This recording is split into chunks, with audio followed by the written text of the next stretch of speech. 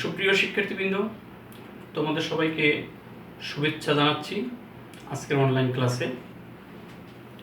আমি তোমাদের এর আগেও বাংলা দ্বিতীয় পত্রের ব্যাকরণ বিষয় নিয়ে আলোচনা করেছি। আজকেও আমি বাংলা ব্যাকরণের একটি বিষয় নিয়ে আলোচনা করব।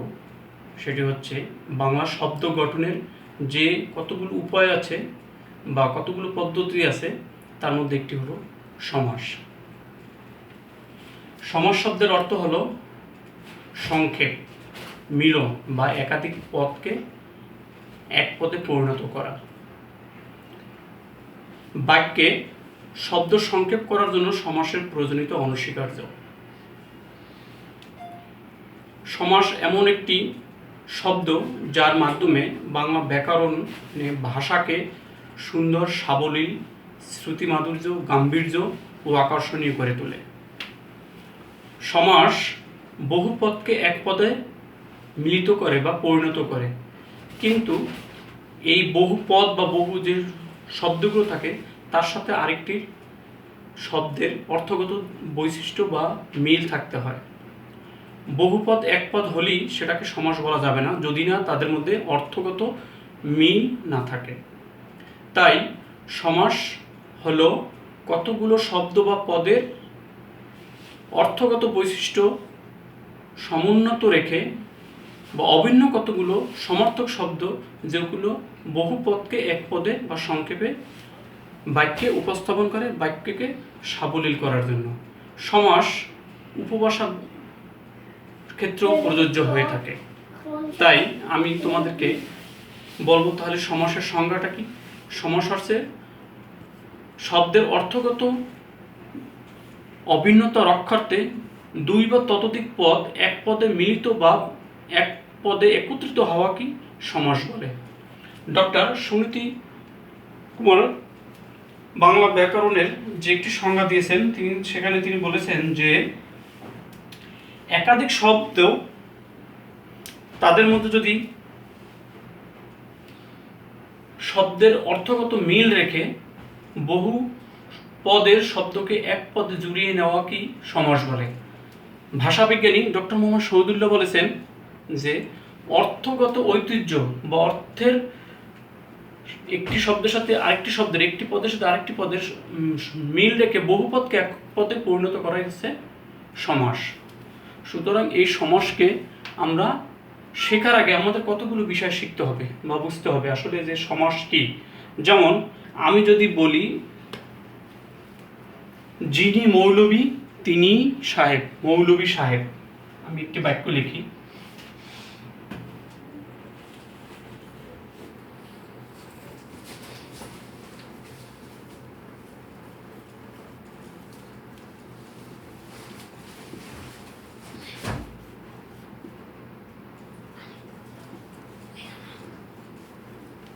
তাহলে এটা কি হলো? মৌলবী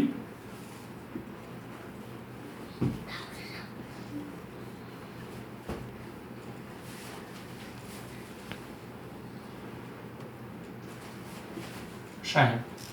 এখন আমরা এখানে দেখতে পাচ্ছি যে কতগুলো পদ, যেমন যিনি, মৌলবী, তিনি, সাহেব, এগুলো একত্রিত মিলে কি হয়েছে? মৌলবী সাহেব। এখন এই মৌলবী সাহেব যে হলেন, এটি একটি সমাস বা সমাসবদ্ধ পদ। তাহলে এই সমাস শেখার আগে আমরা কতগুলো বিষয় শিখতে হবে, যে সমাসের মধ্যে কি কি থাকে সেই বিষয়গুলো আমাদের জানা দরকার। তার প্রথমেই বলবো সমসমান পদ। প্রথমেই বলবো আমি সমসমান পদ। সমসমান পদ কাকে বলে? যে কয়টি পদ মিলে একটি সমাসবদ্ধ শব্দ সৃষ্টি করে বা তৈরি করে, তাদের প্রত্যেকটি কি সমাসবদ্ধ বা সমসমান পদ বলে। যেমন যিনি, মৌলবী, তিনি, সাহেব, এটা হলো মৌলবী সাহেব। এখানে এই প্রত্যেকটা কিন্তু এক একটা সমসমান পদ। যিনি একটা সমসমান পদ, মৌলবী একটি সমসমান পদ, তিনি একটি সমসমান পদ এবং সাহেব একটি সমসমান পদ। তাহলে এইভাবে প্রত্যেকটি পদ কি আলাদাভাবে সমাসে সমসমান পদ বলে। এরপরে আরেকটি শব্দ আছে ব্যাস বাক্য। এই ব্যাস বাক্যটা কি? সমস্ত পদকে ভেঙে যে বাক্যাংশ করা হয় তাকে ব্যাস বাক্য বলে। ব্যাস বাক্যের অপর নাম আছে সমাস বাক্য বা বিগ্রহ বাক্য। যেমন যিনি, মৌলভী, তিনি, সাহেব, এইটাই হচ্ছে এই টোটালটা। এটাকে আমরা বলতে পারি যে এটাকে বলতে পারি আমরা কি, এটাকে বলতে পারি ব্যাস বাক্য। অর্থাৎ এখানে যে পদগুলো সমসমান পদগুলো সবগুলো মিলেই হচ্ছে সমস্ত ব্যাস বাক্য। তারপর আরেকটা আছে সমস্ত পদ। অর্থাৎ সমস্ত পদটা কি, সমসমান শব্দগুলো মিলে, সমসমান শব্দগুলো, এই যে সমসমান শব্দগুলো মিলে যে একটি পদ হয় তাকে বলা হয় সমস্ত পদ বা সমাসবদ্ধ পদ। যেমন মৌলভী সাহেব, যিনি মৌলভী, তিনি সাহেব, এটাকে আমরা কি পেলাম, মৌলভী সাহেব। তাহলে এখানে এই মৌলভী সাহেবটাই হলেন সমস্ত পদ বা সমাসবদ্ধ পদ।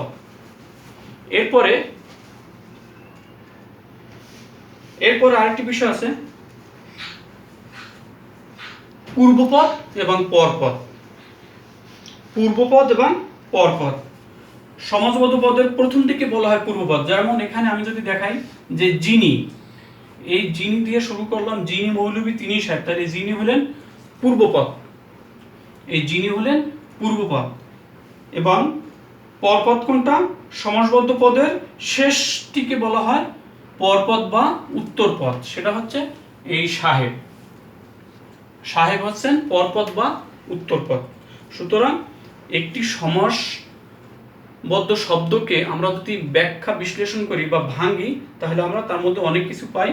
যেটা আমরা সমাসবদ্ধ শব্দটাকে বলি সেটাকে বলা হয় সমস্ত পদ বা সমাসবদ্ধ পদ। যেমন মৌলভী সাহেব, কিন্তু এখানে যখন আমরা যিনি, মৌলভী, তিনি, সাহেব এটাকে আলাদা আলাদা বলি, তাহলে প্রত্যেকটি হবে এক একটা সমসমান পদ এবং এইগুলো সব একত্রিত হবে ব্যাস বাক্য এবং এটা হবে সমাসবদ্ধ শব্দ বা সমাসবদ্ধ পদ। আর এই যিনি অর্থাৎ সমসমান পদের প্রথমটিকে বলা হবে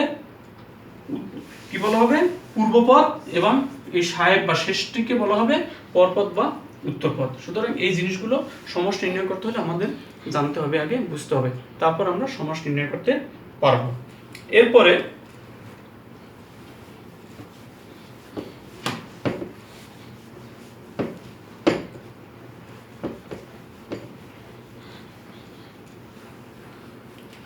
আমি সংক্ষেপে বলে দিছি যে আসলে সমাস পাঠের প্রয়োজনীয়তা, সমাস কেন আমরা পাঠ করব। আমি আগেই বলেছি যে বাংলা ভাষায় শব্দ গঠনের যতগুলো প্রক্রিয়া আছে তার মধ্যে সমাস একটি অন্যতম। সমাসের মাধ্যমে ভাষাকে সংক্ষিপ্ত করা হয়, শ্রুতিমাধুর্য করা হয়, গুরুগম্ভীর্য করা হয়, আকর্ষণীয় করা হয়। বিশেষ করে প্রবন্ধ রচনার ক্ষেত্রে আমরা এই সমাসবদ্ধ শব্দ ব্যবহার করে একটি শব্দের মধ্য দিয়ে একটি ভাবগাম্ভীর্য বা একটি ভাবগত বিষয় তুলে ধরতে পারি। এই জন্য কথ্য ভাষা হোক আর লেখ্য ভাষা হোক উভয় ক্ষেত্রেই সমাসের প্রয়োজনীয়তা রয়েছে। এরপরে আমি তোমাদের যে জিনিসটা দেখাবো বা বলবো সেটা হচ্ছে সমাসের শ্রেণী বিভাগ। এটা আমাদের জরুরি, সমাসের শ্রেণী বিভাগ।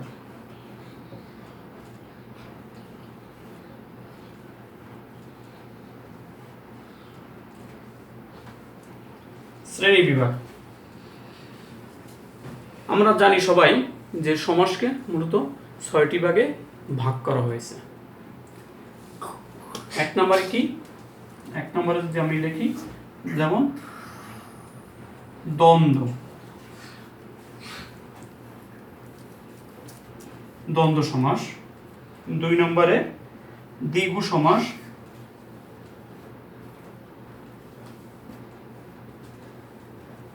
3 নম্বরে কর্মদ্বারায় সমাস।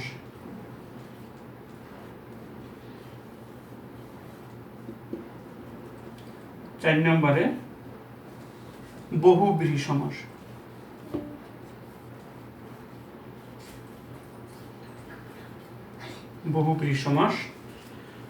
5 নম্বরে তৎপুরুষ।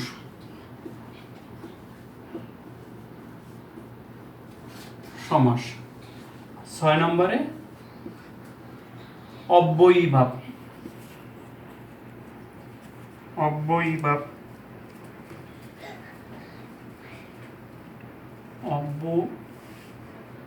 অব্যয়ীভাব।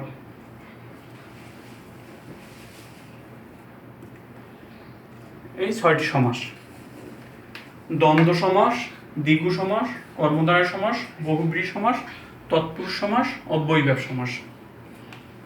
এখন এই সমাসগুলোকে প্রত্যেকটি আমরা একটি একটি করে আমরা এগুলোর সংজ্ঞা জানবো এবং এগুলোর উদাহরণ আমরা জানবো যে আসলে দ্বন্দ্ব সমাসটা কি,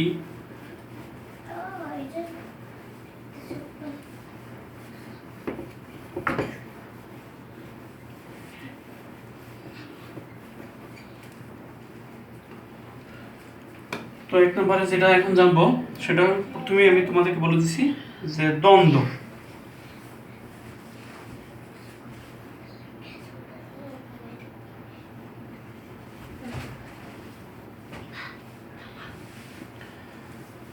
দ্বন্দ্ব সমাস। এখন দ্বন্দ্ব সমাস কাকে বলে এই জিনিসটা তোমাদের আগে বুঝতে হবে যে দ্বন্দ্ব সমাস আমি আগে তোমাদেরকে বলেছি যে সমাসের কতগুলো অংশ থাকে, পূর্বপদ, পরপদ। তাহলে দ্বন্দ্ব সমাস হচ্ছে যে সমাসে পূর্বপদ এবং পরপদ অর্থাৎ উভয় পদের অর্থই প্রাধান্য পায় তাকে দ্বন্দ্ব সমাস বলে। যেমন আমি যদি এখানে লিখি ভাই ও বোন, এটা কি হবে? ভাই বোন, ভাই ও বোন।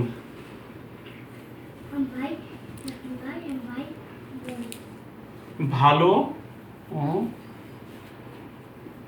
মন্দ,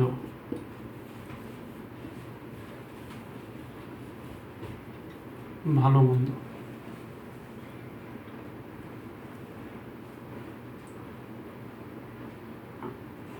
আয় ও ব্যয়, আয় ব্যয়। এরকম অসংখ্য উদাহরণ আছে। অর্থাৎ আমরা এখানে দেখতে পাই কি যে আমি বলছি দ্বন্দ্ব সমাসে পূর্বপদ এবং পরপদ উভয় পদের অর্থ প্রাধান্য পায়। এখানে পূর্বপদ কি? ভাই। পরপদ বা উত্তরপদ হচ্ছে বোন। আমরা সমসমান পদে পেয়েছি কি? ভাই বোন। তাহলে এখানে ভাই এবং বোন দুটোর অর্থই প্রাধান্য পেয়ে হয়েছে ভাই বোন। এজন্য দ্বন্দ্ব সমাসে বলা হয়েছে যে যে সমাসে মূলত পূর্বপদ এবং পরপদ উভয় পদের অর্থই প্রাধান্য পায় তাকেই দ্বন্দ্ব সমাস বলে। তাহলে এখানে আমরা দেখতে পাই ভাই এবং বোন উভয়ের অর্থ প্রাধান্য পেয়েছে। ভালো ও মন্দ, ভালো মন্দ। আয় ও ব্যয়, আয় ব্যয়। সুতরাং এখানে পূর্বপদ এবং পরপদ, পূর্বপদ এবং পরপদ দুটো পদই এখানে প্রাধান্য পেয়ে এভাবে দ্বন্দ্ব সমাস হয়েছে। সুতরাং এই দ্বন্দ্ব সমাসের আবার অনেক শ্রেণী বিভাগ আছে। আমরা এই দ্বন্দ্ব সমাসে অনেকভাবে হয়ে থাকে, যে যে ভাবে হয়ে থাকে সেগুলো অনুযায়ী দ্বন্দ্ব সমাসকে কয়েকটি শ্রেণীতে আবার বিভক্ত করা হয়েছে। যেমন প্রথমে আমি যদি বলি যে সমার্থক দ্বন্দ্ব। সমার্থক দ্বন্দ্ব এখানে আমি তোমাদেরকে একটু সংক্ষেপে দেখাই দিই। সমার্থক দ্বন্দ্ব, এই সমার্থক দ্বন্দ্বটা কি? যে যে দ্বন্দ্ব সমাসে দু পক্ষের মধ্যে অভিন্ন সম্পর্ক বজায় রেখে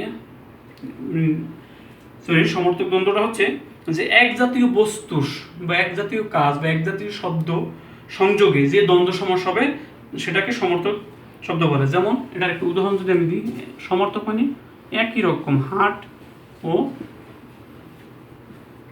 বাজার, হাট বাজার, ঠিক আছে? এরকম আমি যদি একই দিই তাহলে হাট ও বাজার, হাট বাজার। বই ও পুস্তক, বই পুস্তক।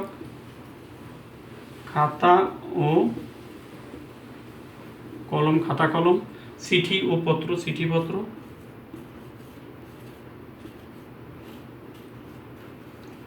এভাবে এগুলো সমার্থক শব্দ। কেমন সমার্থক? যে হাট এবং বাজার সাধারণত আমরা একই অর্থে ব্যবহার করি, যদিও বাস্তবিক অর্থে হাট এবং বাজারের মধ্যে একটু পার্থক্য আছে। যে হাট অর্থ আমাদের সাধারণত আমরা দেখি গ্রামগঞ্জে সপ্তাহান্তে বসে, বাজার প্রতিদিন বসে।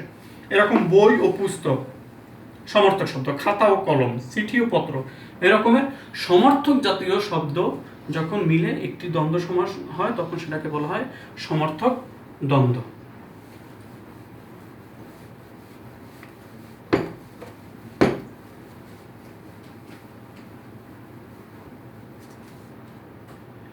এরপর আসছে মিলনার্থক।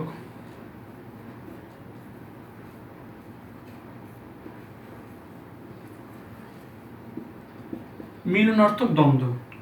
এই মিলনার্থক দ্বন্দ্বটা কি? যে দ্বন্দ্ব সমাসের দুপক্ষের মধ্যে অভিন্ন সম্পর্ক বজায় থেকে, অর্থাৎ মিলন বা মিল জাতীয় শব্দ, একই জাতীয় শব্দ হয়, অর্থাৎ যে সমাসে দুপক্ষের মধ্যে অভিন্ন সম্পর্ক বজায় রেখে যে দ্বন্দ্ব সমাস হয় তাকে বলা হয় মিলনার্থক দ্বন্দ্ব। যেমন ভাই ও বোন, ভাই বোন, ভাই ও বোন, ভাই বোন। হ্যাঁ, তারপর কি হতে পারে? তারপর হতে পারে মাছ ও ভাত, মাছ ভাত, মাছ ও ভাত, মাছ ভাত। ছেলে ও মেয়ে, ছেলে ও মেয়ে, ছেলে মেয়ে। এভাবে মিলনার্থক শব্দ যোগে যখন যে সমাস হবে, যে দ্বন্দ্ব সমাস হবে, সেটাকে আমরা মিলনার্থক দ্বন্দ্ব সমাস বলবো।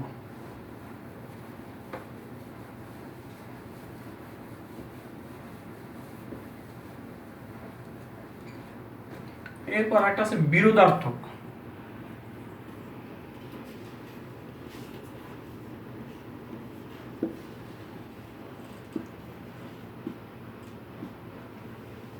বিরোধার্থক, এই বিরোধার্থকটা কি?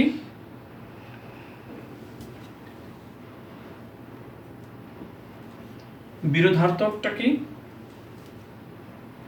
এই বিরোধার্থকটা হচ্ছে যে পরস্পর বিরোধী পদের বা শব্দের সাহায্যে যে দ্বন্দ্ব সমাস হয় তাকে বিরোধার্থক সমাস বলে। বিরোধ মানে বিপরীত শব্দার্থ, যেটাকে আমরা সংক্ষেপে বলতে পারি বিপরীত শব্দ বা বিরোধার্থক শব্দ যোগে। যেমন আমরা যদি বলি ভালো, এর বিপরীত কি? মন্দ, ভালো মন্দ, এটা মিলে হবে ভালো মন্দ। তারপর যদি একটি শব্দ বলি আয়, এর বিপরীত কি হবে?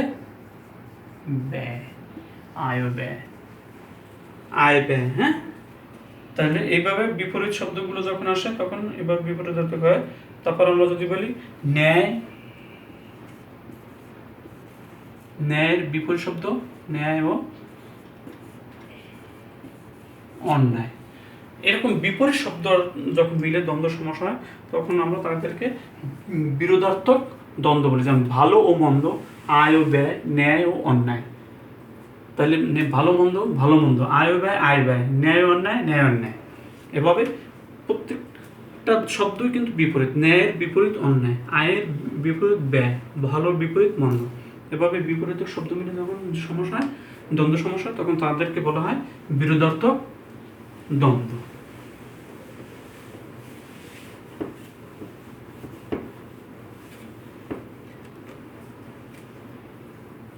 এরপর আছে একটা সংখ্যাবাচক দ্বন্দ্ব। সংখ্যাবাচক দ্বন্দ্বটা কি? যে দ্বন্দ্ব সমাসের উভয় পদে সংখ্যা দ্বারা সংখ্যা বোঝায়, সংখ্যাবাচক দ্বন্দ্ব। সংখ্যাবাচক দ্বন্দ্ব। এই সংখ্যাবাচক দ্বন্দ্বটা কি? যে দ্বন্দ্ব সমাসের উভয় পদে অর্থাৎ পূর্বপদ এবং পরপদে সংখ্যাবাচক শব্দ বোঝায় তাদেরকে সংখ্যাবাচক দ্বন্দ্ব বলতে হয়। যেমন 20 ও 25, 20-25, 20 ও 25, 20-25, 19-20, 19-20, হ্যাঁ, 80-90, 80-90, 80 ও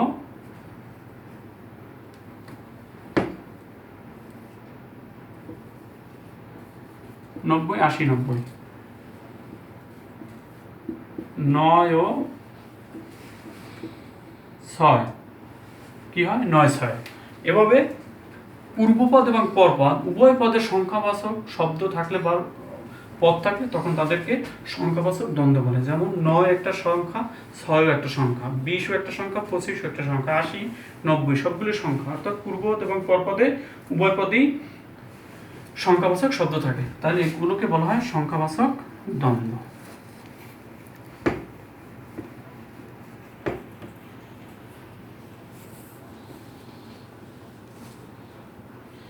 এরপর আছে বহুপদী দ্বন্দ্ব।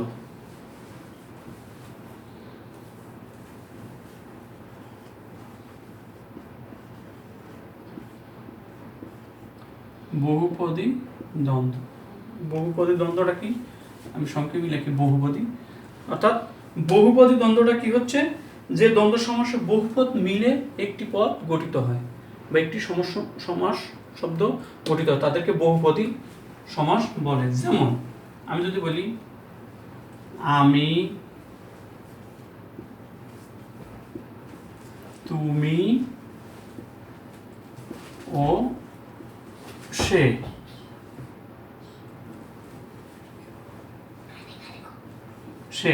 তাহলে এটা মিলে কি হবে, আমি, তুমি ও সে, এটা মিলে হবে আমরা। এখানে কিন্তু বহু পদ হয়েছে, তিনটা পদ, আমি, তুমি ও সে, এই তিনটা পদ মিলে হইল আমরা। এটাকে বলা হয় বহুপদী দ্বন্দ্ব। প্রত্যেকটাই কিন্তু তিনটা পদ মিলে একত্রিত হয়েছে, এটাকে বহুপদী দ্বন্দ্ব বলা হয়ে থাকে। আরেকটা দ্বন্দ্ব আছে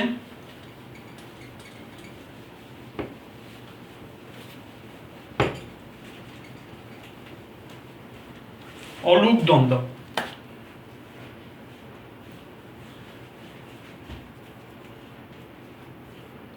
অলুক দ্বন্দ্ব, এই অলুক দ্বন্দ্বটা কি, অলুক দ্বন্দ্ব মানে আছে নয় অলুক। শব্দের অর্থ হচ্ছে ন, আর লুক মানে হচ্ছে লুপ্ত, নয় লুপ্ত। এই ধরনের শব্দ মানে হচ্ছে যে দ্বন্দ্ব সমাসের পূর্বপদ এবং পরপদের, অর্থাৎ উভয় পদের বিভক্তি লোপ পায় না। অর্থাৎ এখানে পূর্বপদ এবং পরপদে যে বিভক্তিগুলো থাকে সেগুলো লোপ না পেয়ে যে সমস্যা, তাকে বলা হয় অলুক দ্বন্দ্ব। যেমন দুধে ও ভাতে, দুধে ও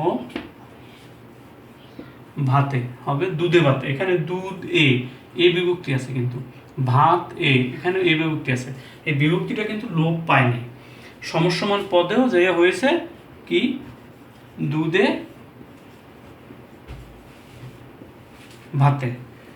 এভাবে যে সমস্যা সাধারণত হাতে নাতে, হাতে নাতে, হাতে ও নাতে, হাতে নাতে, দুধেও ভাতে, দুধে ভাতে, হাতেও নাতে, হাতে ভাতে।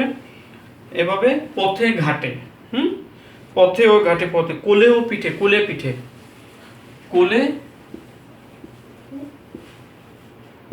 ও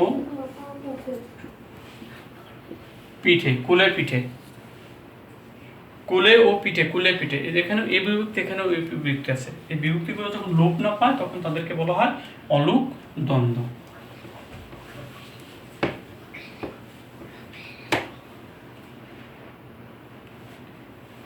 এরপর সর্বশেষ আরেকটি আছে একশেষ দ্বন্দ্ব, অর্থাৎ একশেষ দ্বন্দ্ব, একশেষ দ্বন্দ্ব, সর্বশেষ একশেষ।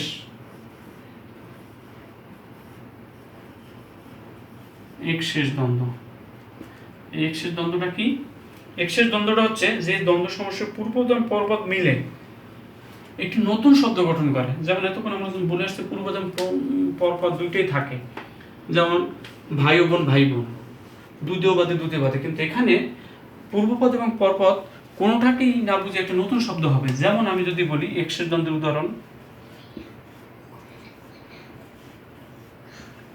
জায়া ও পতি, হওয়া উচিত ছিল জায়াপতি, কিন্তু আসলে হবে এটা কি হবে, দম্পতি। জায়া ও পতি, দম্পতি, এখানে হওয়া উচিত ছিল জায়া ও পতি, কিন্তু এখানে হচ্ছে দম্পতি। এরকমের আমি, তুমি ও সে, আমরা, এটাও বলেছিলাম, যদিও এটা যে বহুপদী, কিন্তু এখানে একশেষ দ্বন্দ্ব এটা হয়, জায়া ও পতি, দম্পতি। তাহলে এখানে জায়া এবং পতি, পূর্বপদ এবং পরপদ কোনোটাই না হয়ে একটা নতুন শব্দ হয়েছে, সেটা হলো দম্পতি, দম্পতি, দম্পতি। তাহলে এটাকে বলা হয় একশেষ দ্বন্দ্ব।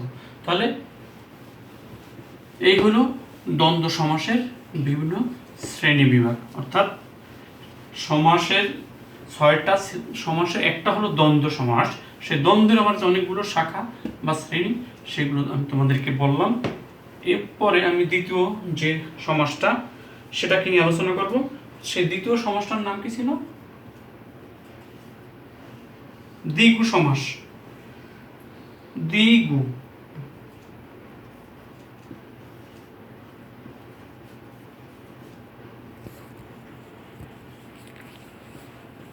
দ্বিগু সমাস। এখন এই দ্বিগু সমাসটা কি? সংখ্যাবাচক শব্দ পূর্বে বসে যে সমাস হয় তাকে দ্বিগু সমাস বলে। এই দ্বিগু সমাস চেনার সবচেয়ে একটি সহজ এবং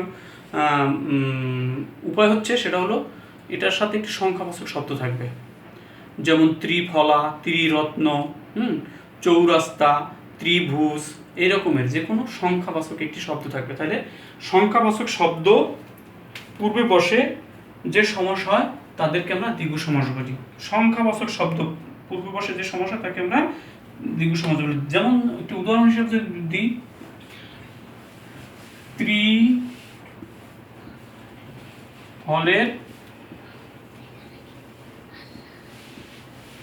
সমাহার কি হবে? এটা ত্রিফলা। ত্রিফলের সমাহার এটাকে বলা হয় ত্রিফলা। অর্থাৎ এখানে এই যে মানে 3, আর একটা শব্দ আছে সমাহার বা সমষ্টি, এটাও একটা চেনার উপায় যে সংখ্যাবাচক শব্দ এবং সমাহার বা সমষ্টি থাকবে। এরকমের যে শব্দগুলো হবে সেগুলো দেখলেই বুঝতে হবে যে এটা দ্বিগু সমাস।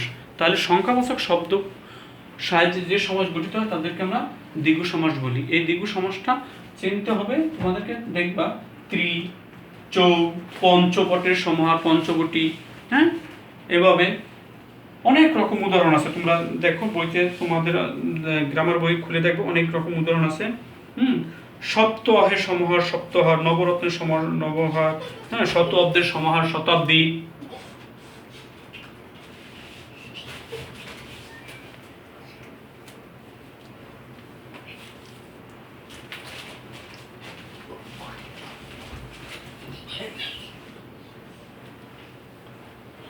তাহলে এই সংখ্যাবাচক শব্দগুলো আমরা নেব না।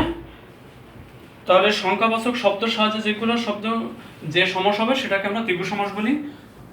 শত অব্দের সমাহার শতাব্দী, ত্রিফলের সমাহার ত্রিফলা, পঞ্চনদের সমাহার পঞ্চনদ, পঞ্চবটের সমাহার পঞ্চবটি, এরকমের যে সংখ্যাবাচক শব্দগুলো থাকবে।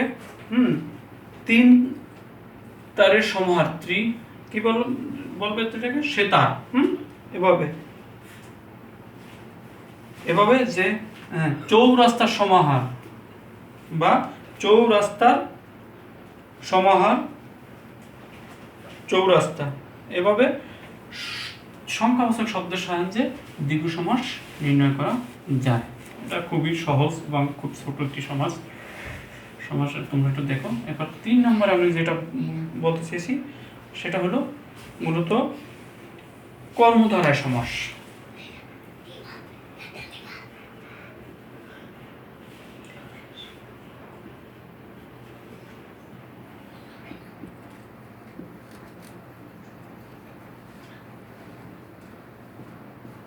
কর্মধারায় সমাস।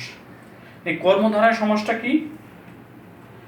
কর্মধারায় সমস্যা হলো বিশেষ্য ও বিশেষণের পদে যে সমাস হয় এবং সমাস সে বিশেষ্য পদের অর্থই প্রাধান্য পায়। অর্থাৎ কর্মধারায় সমাস হচ্ছে বিশেষ্য ও বিশেষণে যে সমাস হবে এবং বিশেষ্যের অর্থই প্রাধান্য পাবে। বিশেষ্য ও বিশেষণে যে সমাস হবে এবং বিশেষ্য অর্থই প্রাধান্য পাবে তাকে বলা হয় কর্মধারায় সমাস। যেমন উদাহরণ যদি দেয়, নীল আকাশ। নীল যে আকাশ, তাহলে কি হবে? নীল আকাশ। দেখো এখানে নীল বিশেষ্যের সাথে বিশেষণ, হ্যাঁ, আমি আগেই বলেছি যে বিশেষ্যের সাথে বিশেষণ, বিশেষ্যের সাথে বিশেষণ, বিশেষ্য বিশেষণ পদের সময় বিশেষ এবং কি বলছে যে বিশেষ্য পদের অর্থই প্রাধান্য পায়। বিশেষ্য, এখানে বিশেষ্য কোনটা, বিশেষণ কোনটা? নীল এবং আকাশ। আকাশটা হচ্ছে বিশেষ্য আর নীল হচ্ছে বিশেষণ। তাহলে নীল আকাশ, নীল আকাশ, এখানে নীল এটার অর্থই প্রাধান্য পেয়েছে। অর্থাৎ বিশেষ্য অর্থই প্রাধান্য পেয়েছে। তাহলে নীল যে আকাশ, নীল আকাশ। লাল যে ফুল, লাল যে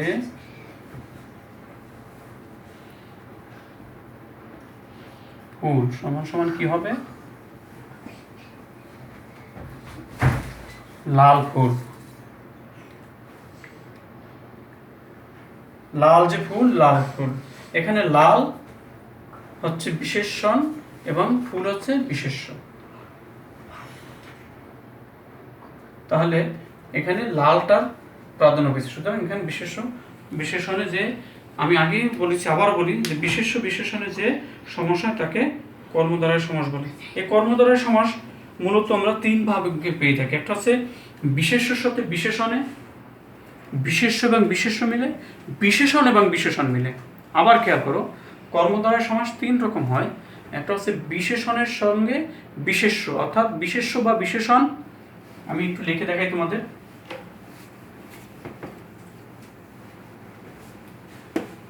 কর্মদ্বারায় সমাস তিন রকমের হয়। একটা হলো বিশেষণের সাথে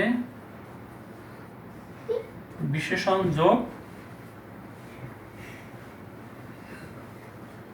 বিশেষ্য, আর একটা হয়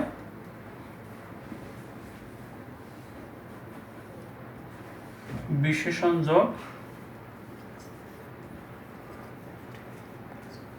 বিশেষণ, আর একটা হয়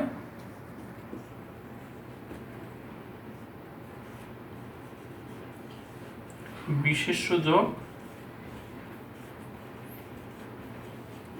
বিশেষ্য। বিশেষণ যোগ বিশেষ্য, বিশেষণ যোগ বিশেষণ, বিশেষ্য যোগ বিশেষ্য, এই তিন ভাগে বা তিন ভাবে কর্মদ্বারায় সমাস হয়। এখন আমি তোমাদেরকে একটি করে উদাহরণ দিয়ে দিচ্ছি, সেই উদাহরণগুলো কি? যে বিশেষণের সাথে বিশেষ্য, মহান যে পুরুষ, মহান যে পুরুষ কি হবে? মহাপুরুষ।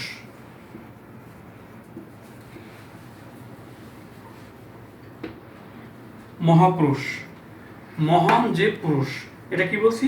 বিশেষণ যোগ বিশেষ্য। মহানটা হচ্ছে বিশেষণ আর পুরুষটা হচ্ছে বিশেষ্য। তাহলে বিশেষণ যোগ বিশেষ্য, এটা হলো